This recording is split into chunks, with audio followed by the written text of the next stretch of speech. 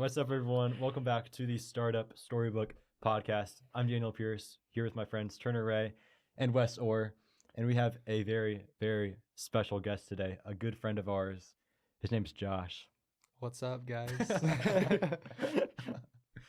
Alrighty, so Josh is a sophomore here at Abilene Christian University. He is studying management, correct? Yes, sir. So management major and also starting this company, Cast and Feed. So why don't you tell us a little bit maybe about yourself and then about what you're working on. All right. So yeah, I'm a sophomore here at ACU. I'm kind of studying some management for kind of the leadership aspects of things and kind of learning how to, I guess, just how to grow a business. And so something at ACU that we get to do is we get to have the entrepreneurship track. And so a lot of the classes that I've had have allowed me to kind of get some exposure to starting your own business and stuff like that. And I also want to take some ag classes and stuff like that because in the future, my goal is to start a ranch for people that have intellectual disabilities. And so learning, I guess, like how to start a business and how to lead people and how to make things happen. And then kind of getting some exposure to the agriculture side of things is kind of what I'm hoping here. But with Cast and Feed recently, so we have the springboard competition at ACU. And I remember one day for one of the other programs we're involved in, me and Turner did it this past semester, but it's called Launch ABI. And so you get to go around in town to local businesses that were started primarily by entrepreneurs. And you get to kind of ask them questions about their businesses and learn more about what they do. And so there was one called Lone Star Dry Goods. And we were in there and I was like, man, like this store is so cool. Like they have like Howler Bros. They have like all sorts of kind of just outdoor brands. And so like Sendero, I'm trying to think of all the different names. There's a lot of different ones, but basically they primarily target, I guess, kind of outdoorsmen of all ages, but definitely I guess the way I see it is it's kind of like a boutique for like guys, honestly. Yeah, absolutely. And so being in there, it was like, dude, like they have a bunch of cool stuff that kind of has like animals and cool designs and things like that.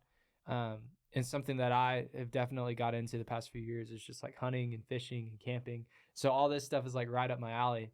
But whenever I was in there, I didn't see anything that had like scripture or like faith incorporated into it. And so it got me thinking like, you know, what if I could do something that incorporated the outdoors and also just faith and things like that? Yeah, no, I want to hear more about your business, but I do want to ask about your faith and your background and ultimately how you got to where you were personally as well. So like, how did you get to ACU and how have the first couple years at ACU fostered your development to get you to the point where you are now? Great question. Great question. I'll start out with the first part, just talking about faith and stuff like that. I grew up in a family of strong believers. And so my parents, they brought me to church every Sunday whenever I was a kid. And growing up, I would say I was there physically, but not spiritually. And so like I was going through all the motions. I was there as a kid, kind of, you know, serving, going to the groups that I had to because I mean my parents were taking me with them. But I would say in high school was really when I decided, you know, like this is something that I want to pursue. And so kind of being encountered with things of the world, there was a time where I kind of had to choose, you know, like, do I want to live like the rest of the world? Do I want to pursue certain things that I'm choosing to pursue right now? Or do I really want to pursue my faith? And so senior year was when I really decided, you know, I really want to start living this out. And this is something that I believe. And so at that point, I decided, you know, this is something that I'm going to go all in on. And so I guess transitioning into college with ACU being where I ended up, I feel like there's been a ton of opportunities for me to grow in that faith.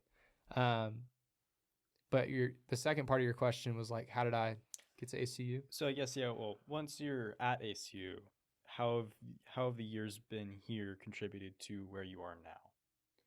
Yeah, as far as like faith or as far as business? Both. Okay. Well, faith-wise, I would say it's been huge.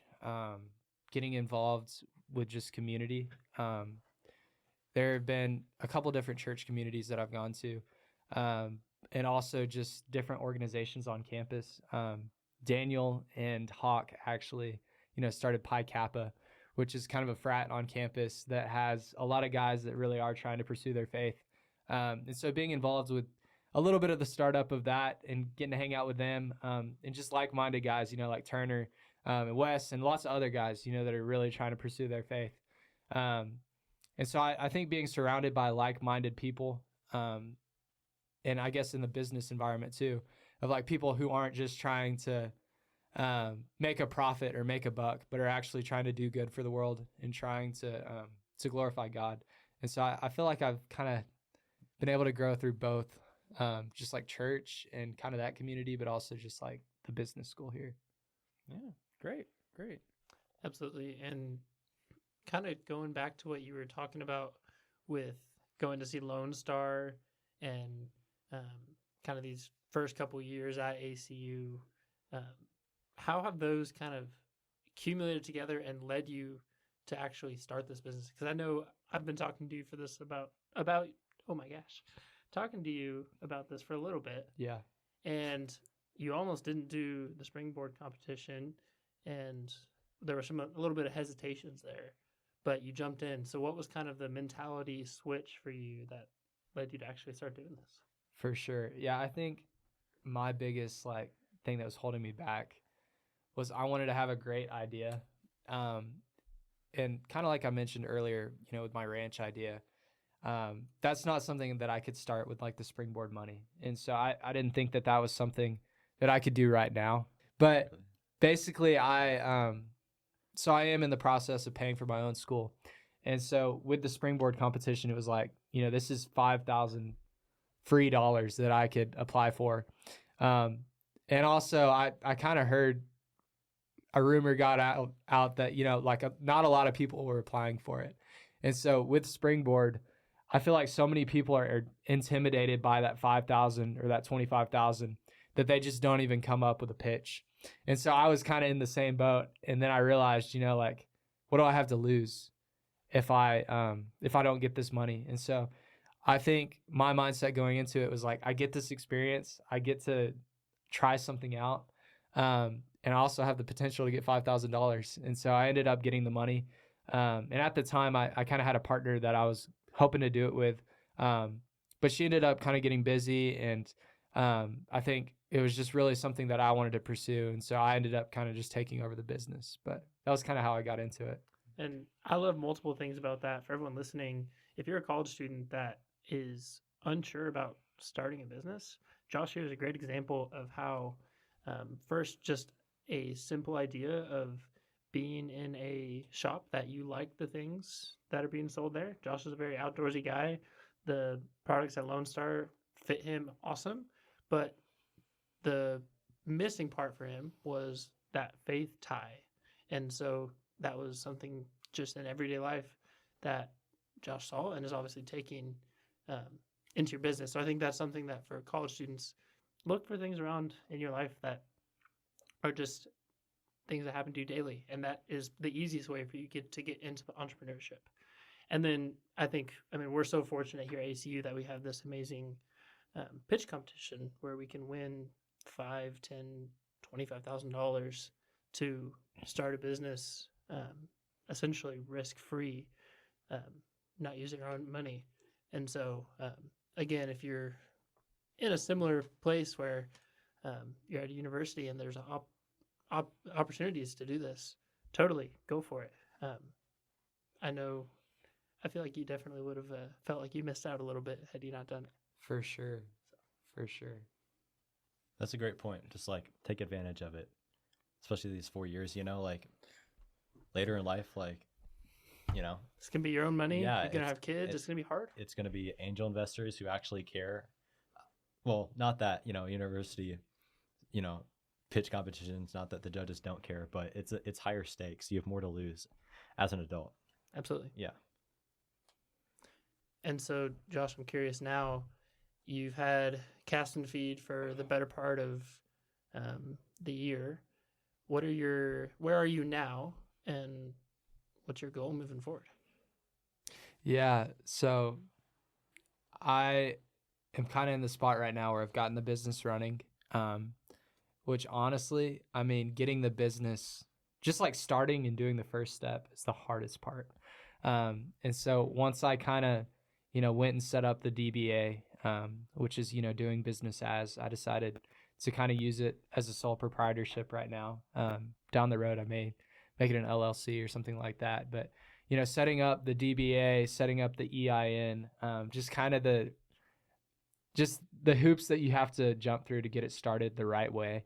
Can you say what those acronyms are? Yeah, for people Yeah, listening. and so the EIN is the employer identification number. And so basically, whenever you're filing your taxes, you're able to use that instead of using like your personal social security number, to where it's still like in sync with your own bank account and stuff like that and your own identity. But it just makes it a little bit more separate and adds a little bit more barriers as far as that.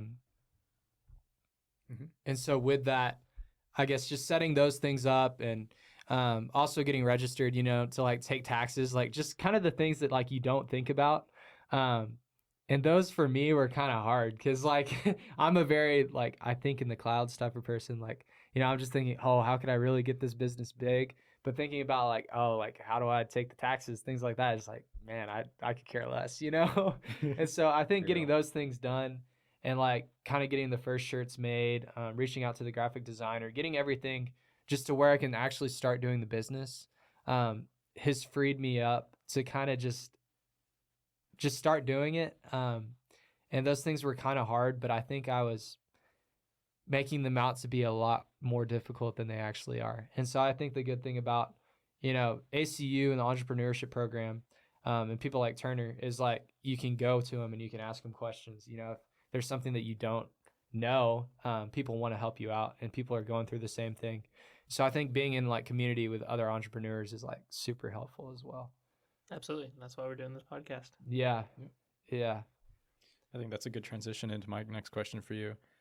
So our main audience, or that we're aiming for at least, is going to be college entrepreneurs, and to ultimately try to encourage them to do what you're doing. And so I guess my question for you is going to be, how much of, well, you were describing all of the taxes stuff that you've learned that you had to learn in order to make your business. How much of this are you learning from actually starting your business versus did you learn in the classroom? Man, people are going to probably hate me for saying this.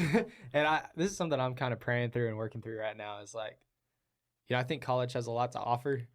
But as far as entrepreneurship goes, I think the ACU program is great. Like, I think, so I'm in a class right now with Turner right now called Small Business Management.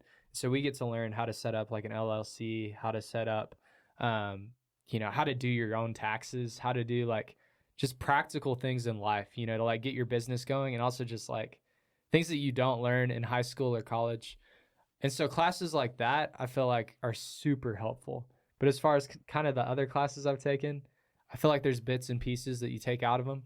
But overall, as far as actually starting the business, I think I've learned a lot more from just doing it. And I think it depends on what you're trying to do in the future. But I think for a lot of people, you don't necessarily need like a degree to do what you want to do. But I'd love to hear y'all's opinions on that too.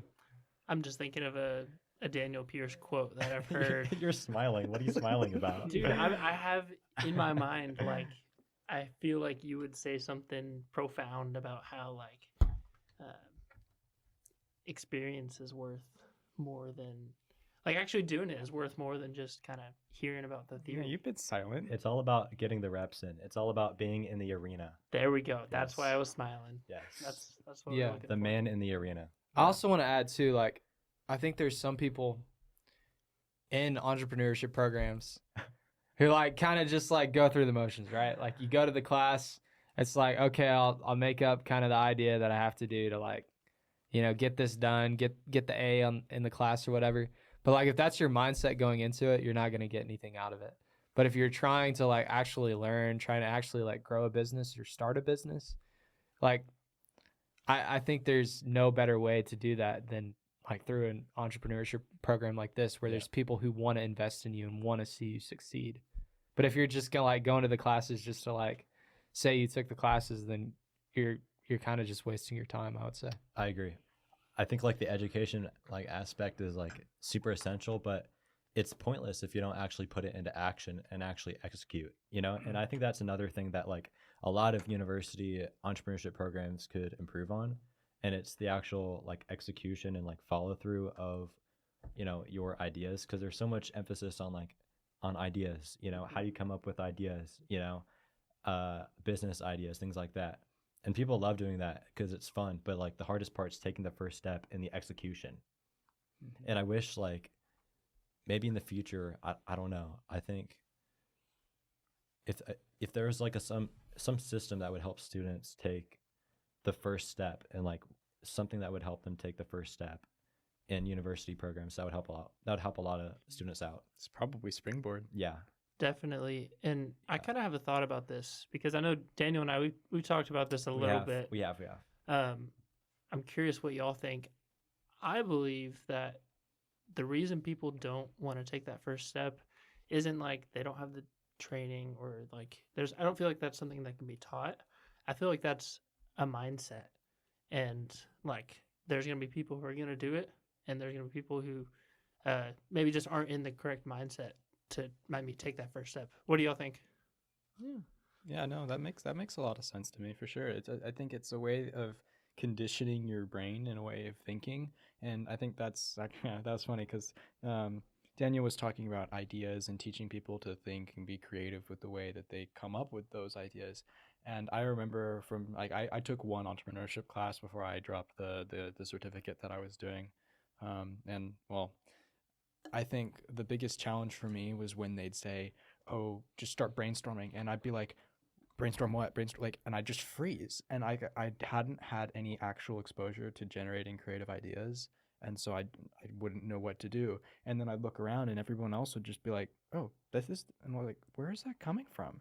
And so I was just completely dumbfounded. And to be honest, I think that kind of pushed me away a little bit. But what's really interesting is since I've gotten back in around the entrepreneurship community and hanging out with all y'all, it's so funny because all of a sudden I'm just getting idea, boo, boo, boo, boo, boo, and I'm like, where are these coming from? And it's just being in an environment of entrepreneurship is so fostering that idea is, I think to your point, it's about the mindset. But I think with you're definitely more of a process-driven and oriented person. I'm definitely very analytical. Exactly. And so I think that's also part of it too. Like the reason startup teams have a visionary CEO and a CFO that is very number driven is you have to balance each other out. And so it's awesome that you've kind of gotten to grow and learn that creative muscle, but also you adding that to your already analytical skill is just more and more helping you like prepare to actually start something when you have the right idea. Yep. And I'm realizing that I'm taking the mic from our guests. I want to hear your take on all this. Well, yeah, I was going to say, Josh, back to kind of the mindset. I feel like I've seen your mindset switch a little bit between the beginning of starting school with you and now. So Yeah. can you go into that a little bit? Yeah, I'm interested to to hear what that shift is that you've seen. But I think something that I realized like listening to you guys just now about like thinking about ideas as far as like starting a business is like, you know, for you, Turner, you're doing Embrace Strings. Like you love to play the viola. You're going to be in an orchestra, like you already are in one, but like, you know, that's your passion.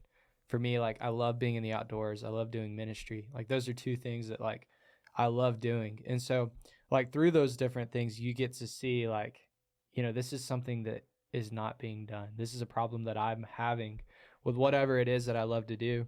And so like you're saying, Wes, is like kind of having that like entrepreneurial mindset to be able to like identify problems allows you to see opportunities.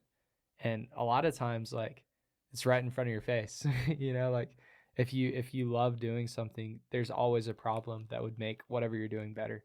So I think just having a mindset to see that. But what was your question, Turner?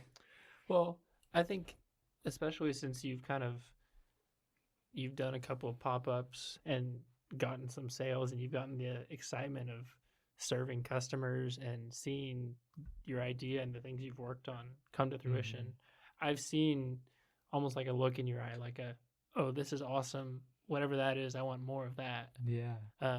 Which I think before, you just didn't quite. Before, you don't have any perception of that, right? Mm-hmm. And so, I guess maybe a better way to ask the question is, how can the people who are, again, uncertain about starting or just don't have that buzz from that excitement from seeing their idea come to fruition, how can they push through and get to that point? Yeah, I think for me, so in the small business management class that we're taking right now, I remember telling Turner like lots of times, like, this is something that I want to use to kind of pay off college, maybe make $10,000, maybe 15,000, just like, and that's a lot of money, but nothing too crazy. And kind of having like just very low expectations for what I could do. And then, this past week at the Venture Out Market, like being able to actually like be in front of customers and like make some sales, and kind of see, the work that I put into it, just like make a profit, and to see, people like really liking the stuff that I'm doing. It pays off. It was, but also it's just like so surprising to me. It was like, wow, like, this could actually be a thing. And I also want to say with that too, like, going into it, I have definitely like been spending a lot of time in prayer of like, how can I make money to pay for school and stuff like that. And so I feel like, God has given me this opportunity. And so I've been trying to like be obedient, to like be a good steward of that. And then it's just been cool to see how he's blessed it going forward. And so I think my eyes kind of have been open to just like the potential that it has. And I don't know what that looks like, but I think what you're saying of kind of having that like sparkle in my eyes, just like, this could actually be something that I could, do the rest of college, or maybe, something that I do in the future. Yeah, absolutely. And one thing that I love with what you're doing, and we've had countless conversations about this, is as an entrepreneur, there's multiple things that we're looking for, right? I feel like we're looking for the satisfaction of seeing our idea get started. Of course, we want to make money. You don't want to start a business and, as Dave Ramsey says, have it just be a hobby. You want to earn some cash. But also, for you, obviously a big focus is glorifying God and doing all of those other things in respect to that. And I feel like you've done a really good job about balancing those out, and you've definitely been very intentional. So are there any, I don't know, tips, tricks of the trade for the people out there? Dude, I don't know if I have any tips to offer, but so me and Turner were talking earlier at lunch, and I was just telling him, how like it's cool to start kind of a Christian business, because like you get to, at least in what I'm doing, like you get to put scripture on shirts like that people are wearing. And some of the shirts that I have, they have like gospel designs and stuff like that. And at first glance, like one of the shirts, it has like a tree and a serpent and then a lamb. And at first glance, you'd be like, oh, that's kind of cool. But like, what does that even mean? And then kind of like, people getting tattoos and stuff like that, they're conversation starters. And so whenever people see a shirt that has that design or whatever, the people that are wearing it are able to give just a testimony of what it means. And so I think the cool thing about what I'm trying to do is that we get the opportunity to share the gospel, and people get to be more equipped to do that in just everyday life. I think the challenge that I've ran into for marketing, and I haven't had a ton of time to really like come up with a marketing plan. But I think the challenging thing with like owning kind of a faith-based company that is very like focused on a lifestyle that you're trying to show to your customers, is like with your faith, how much of that do you show? Like, so with Cast and Feed, like it's about going into the outdoors and experiencing God's creation, but glorifying the Creator. And so like going out and hunting and fishing or camping, like whatever that looks like, and being with friends and having those conversations. But like how much of that do I film whenever I'm doing that? Because I don't know, for me, it feels weird to like film like a prayer or to film worship or to film things like that. And so it's like, you know, with that, like I want people to know, hey, this is what it's about. But how do I give them that message without, you know, making kind of the things that I love to do now something that it's like, oh, like I need to be showing people this. And then it kind of feels like it's artificial. And so that's been something that I've been trying to navigate. That's a good point.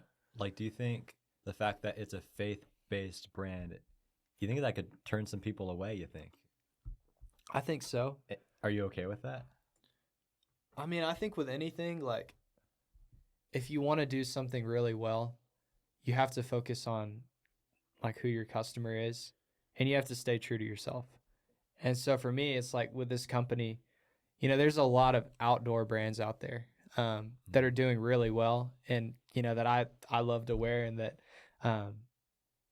I think are really cool. But for me, like what my like niche thing is like, you know, incorporating God into that. I mean, and it sounds kind of weird to say that because like, you know, God's the one who created the outdoors in the first place, but like really having him be the focus and like focusing on the Creator, but then having like the creation is like kind of like a side aspect to that is really what I'm trying to focus on. And so, I mean, I think some people will really be bought into that, and like some people really want to represent that. And then others, I think some people will be like, oh, that's a cool shirt, I'm going to buy that, I'm going to wear it.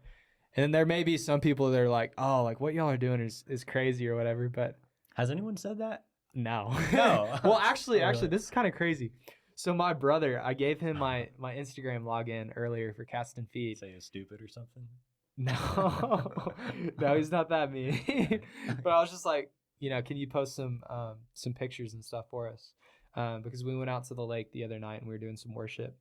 But basically, whenever he opened Instagram, there was this message from it, and it said that there was a restriction that was added to my account. And it says that I couldn't share links on it. And it says, this is why this happened. It says the account or activity on it may contain symbols, glorification, or support of people and organizations we define as dangerous. And so I don't know if that's talking about faith. I don't know if that's talking about, maybe it was just because we were like on top of like an abandoned building doing some worship. I don't know what it was, but that's kind of like the only like pushback I've had. But it does have me thinking, you know, like with Instagram, with Facebook, with things like that, like I know there is a certain like filter on religion and proclaiming your faith. And I mean, I think the beauty of the country we're in is like we get to express that freely. But if that is something that is going to be an issue, like I could see that being a problem, I guess. That's weird. Because I see religious content on Instagram all the time. Yeah, I don't know. You know? I don't know. Could be a fluke. Who knows? Who knows? Yeah. I thought that was interesting. That's interesting. Back to the point with like some people not liking it. I think that's completely fine. I mean, everyone is not your target customer. There are people who are like fully bought in on your mission and your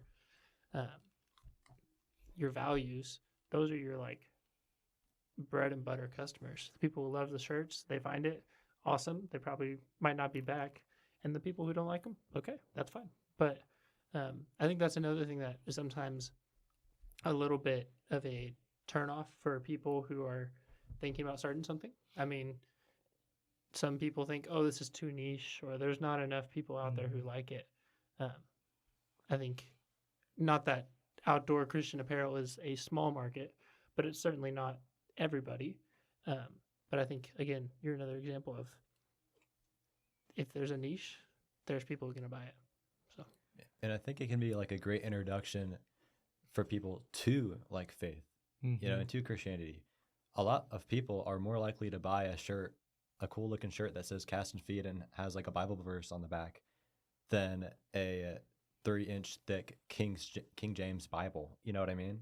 Mm. And so it can be a great way to sort of introduce people to the faith and say, this is like they may ask, what does that Bible verse mean? It's like, you can explain to them, what does cast and feed mean? This is what it means, man, For sure. Yeah. I think that's my biggest, like, I would say challenge right now in the business.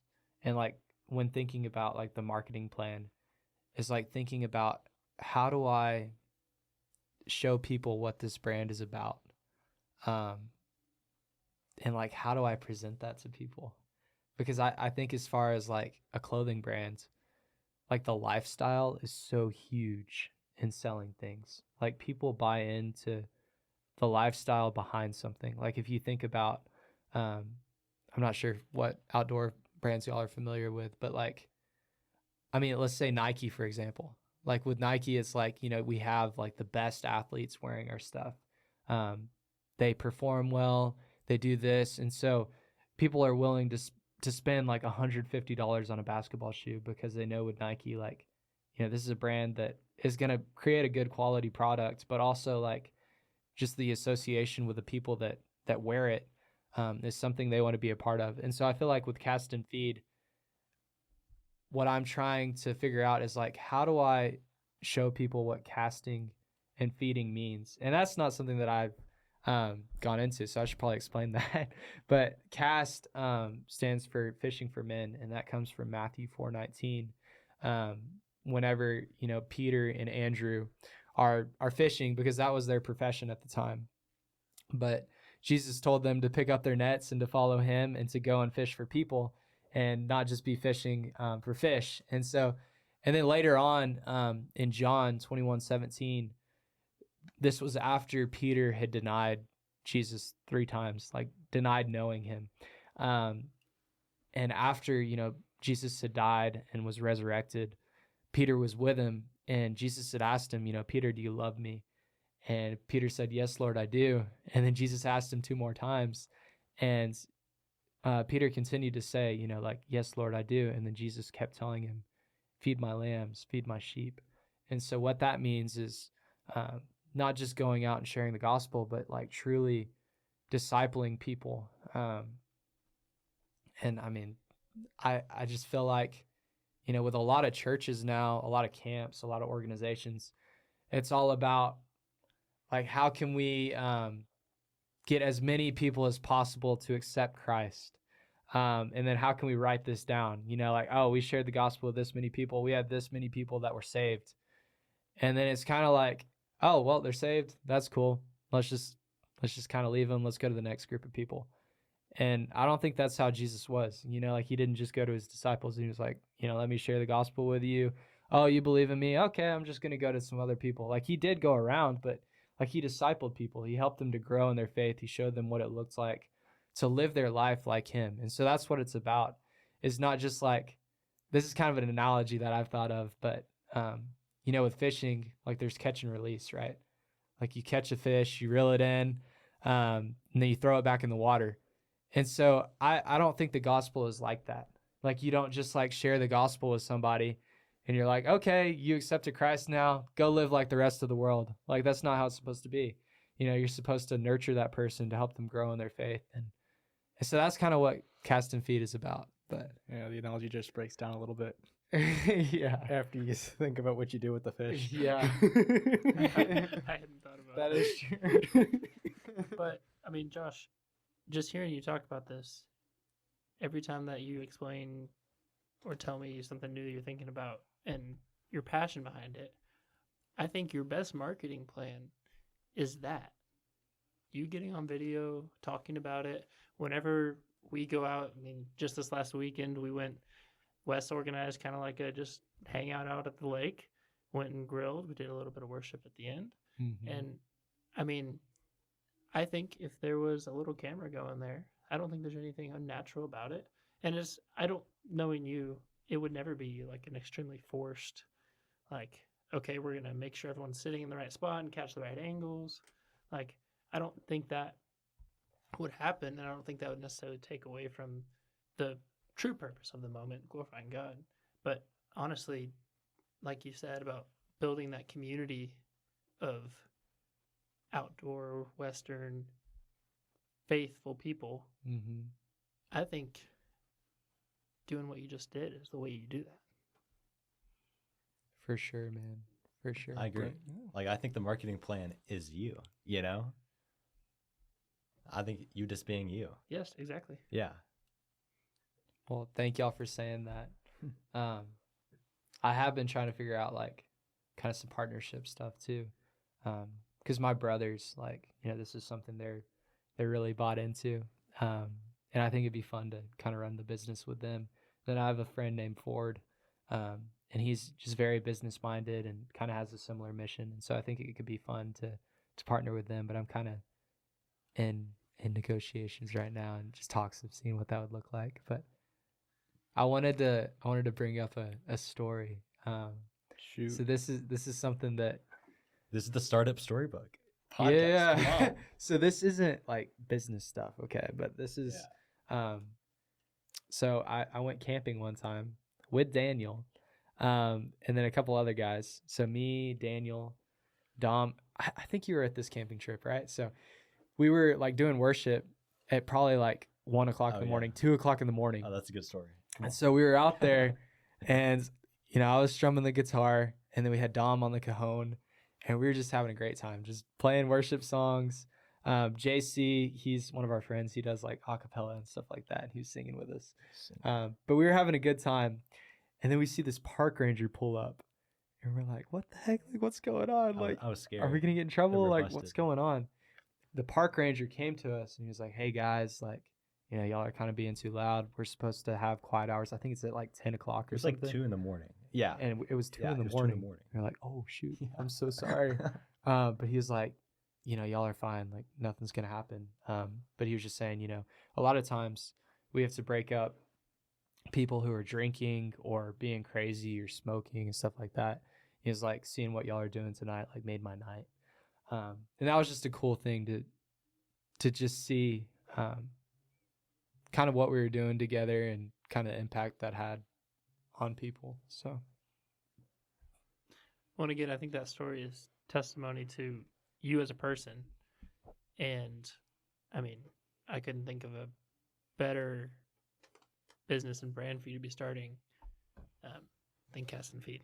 So thank you, man. Thank you. Yeah, just because I'm curious, you said before that you're a very, well, your words, up in the clouds, dreamy kind of person. For So sure. I'm just kind of curious, like, at if you had this down 5 years down the road, where do you want to see yourself? Like, do you want to stay only apparel, or do you want to grow past that, or what is your dream? That's a good question. I mean, honestly, I've kind of just been focusing on like right now, what are the next steps? And that's hard for me because so I took this class last semester, or not. Yeah, I guess it was last semester, and it's called Building Startup Teams. And so it's taught by Will Tippin. He's a great professor, but basically, you know, he talks about what are your strengths, like what do you do, and what are your working geniuses. And so that's kind of just like what comes naturally for you, like how are you wired as a person. And so for me, like I'm a visionary, like I have lots of big ideas, lots of my head kind of just stays in the clouds, and I'm also a galvanizer. And so like whenever I have an idea, like I want to just grab as many people as possible and like make it happen. And so I think for me right now, I mean, kind of the visionary side of me is like, you know, I think this business has a lot of potential to definitely reach a lot of people on ACU, but also the universities in Abilene, because we have Hardin-Simmons, we have McMurray, we're in the Bible Belt, and I mean, I think there's just tons of universities. I mean, even though like, you know, we're a Christian university, I think that other universities like, you know, Texas Tech or A&M, like there's very big groups of people there that are trying to pursue their faith. And I think also too, with like the outdoor element of our brands, you know, like that's kind of like our style. That's kind of like how we present the product. But I don't think it's just for like outdoorsmen. I think it's for everybody, just people that love God and love his creation and just want to wear his shirts, or not his shirts, but shirts that are Yeah. in a reflection of him. And so I think for me, like in the next 5 years, if I were to like just go all in on cast and feed, dude, having like a storefront would be crazy. But I think so. I've said this before, but I think having cast and feed in like Lone Star Dry Goods would be awesome. I think that's kind of the goal. And I don't know how big it would have to be for that to happen, but maybe like in a Lone Star Dry Goods, and then we'll just see what happens from there. But yeah, Not as big as you think. I'll say that. What? Stay small enough, long enough. And you'll be big enough soon enough. There you go. That's right. Don't scale too quickly. that's good.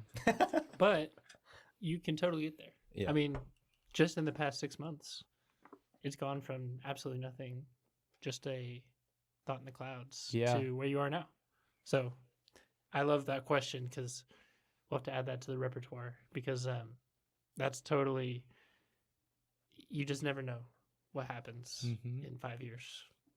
So I mean, that's a long time, bro.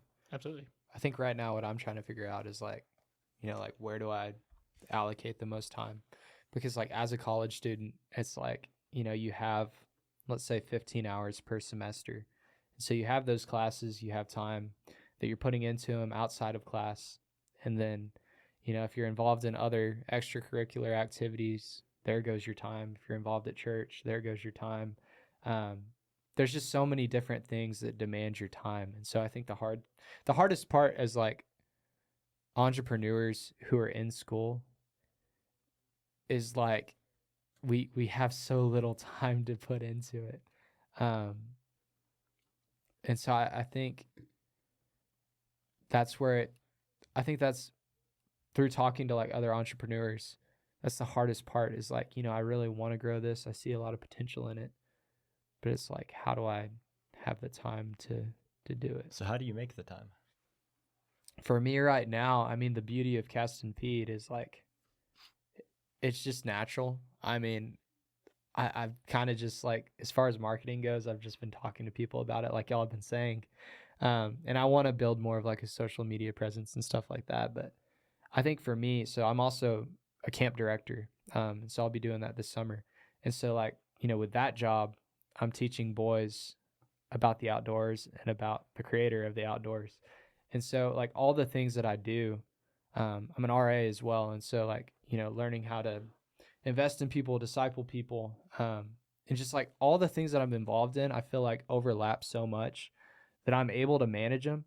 But I could see, for some people, like if you're spread too thin, like you're involved in things that don't overlap as much, it would be even harder. But yeah, it is just a daily, like, how do I balance it all? And I feel like, especially in the last couple of years, whenever I talk to people, just all of my friends, it's like, gosh, I'm so busy. I've got all these things going on. And maybe for the people who do feel out of balance or that type of thing, Yeah. how do you choose between all of the, amazing opportunities that we have at this stage in our life? And like, how do we kind of decide what to do? Dude, it's crazy to say like we're busy right now, because like We're we're all single. We're not. I mean, except for Turner, he's got a girlfriend.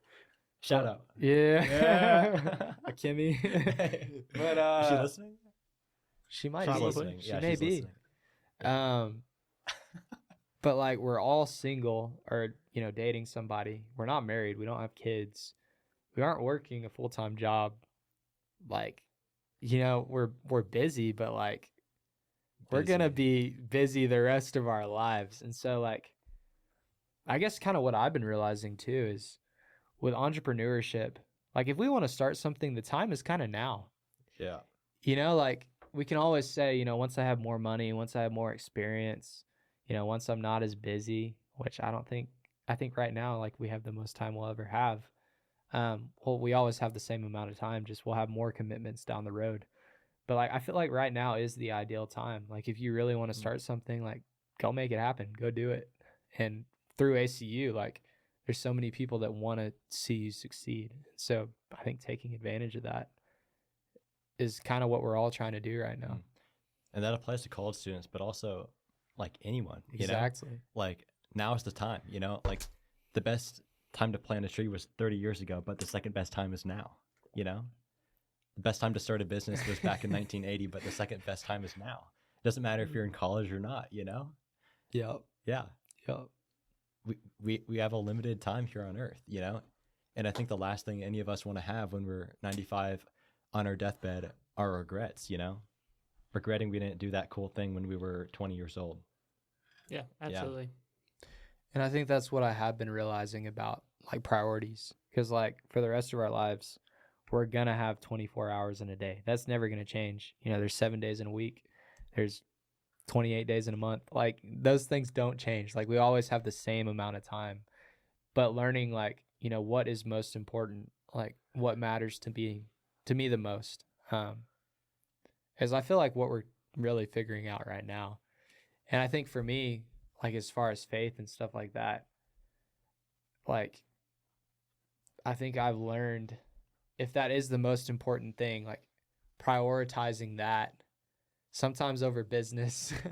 You know, like if there's a college group or something like that, I don't always go to everyone, but like trying to prioritize those things now over, you know, doing another photo shoot for Cast and Feed or like doing another pop-up, whatever it is, like prioritizing those things.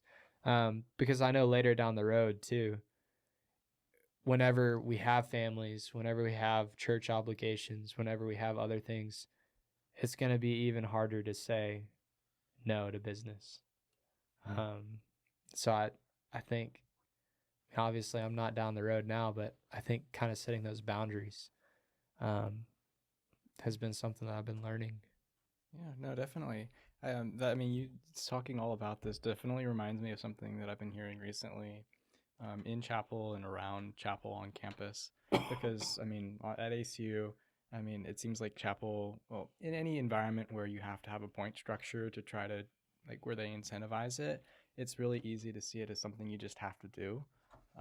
And, I mean, I admit there's been some times where it's been like that for me.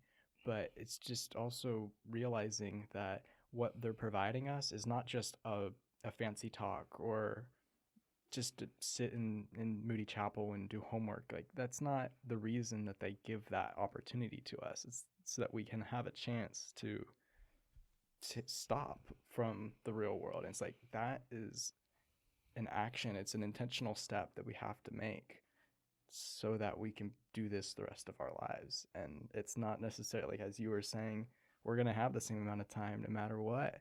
And it's just about how we prioritize it and what we choose to do with our time. Yeah, absolutely. Definitely a balancing act for sure. For sure. Awesome. Dan, do you have any last words? I don't. Awesome. But it's been a great convo.